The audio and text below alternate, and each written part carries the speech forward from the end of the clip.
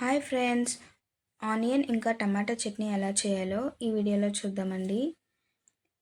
ముందైతే మీరు మా ఛానల్ని సబ్స్క్రైబ్ చేసుకోండి, ఇంకా లైక్ చేయండి, షేర్ చేయండి అండ్ కమెంట్ కూడా చేయండి. ఇంకా ముందు ముందు మంచి మంచి వీడియోస్ చేస్తామండి. ఇప్పుడైతే మనం ప్రాసెస్లోకి వెళ్ళిపోదాం.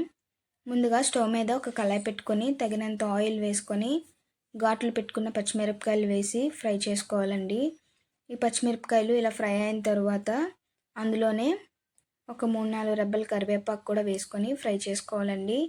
ఇవి రెండు ఫ్రై అయిన తర్వాత ముందుగా మనం సన్నగా తరిగి పెట్టుకున్న టమాటా ముక్కలు కూడా వేసుకొని బాగా ఫ్రై చేసుకోవాలండి. ఇందులోనే ముక్కలుగా కోసుకున్న అల్లం కూడా వేసుకోవాలండి. ఈ టమాటాలు తొందరగా ఉడకాలి అంటే అందులో కొంచెం సాల్ట్ కూడా వేసుకోవాలండి. తొందరగా మగ్గిపోతాయి టమాటాలు అనేవి. ఈ టమాటాల్లో వాటర్ అంతా ఎగురుతుంది అన్నప్పుడు అందులోనే ఒక చిన్న చింతపండు కూడా వేసుకోవాలండి. ఒక హాఫ్ లెమన్ సైజ్ అంతే, చాలా తక్కువ, ఎందుకంటే టమాటాలే చాలా పులుపు టమాటాలండి నేను తీసుకున్నవి. అందులోనే ఇంకా స్టవ్ ఆఫ్ చేసేస్తాం. ఒక 5 మినిట్స్ ఉన్నది అన్నప్పుడు సన్నగా తరుక్కున్న ఆనియన్స్ కూడా వేసి బాగా కలుపుకోవాలండి.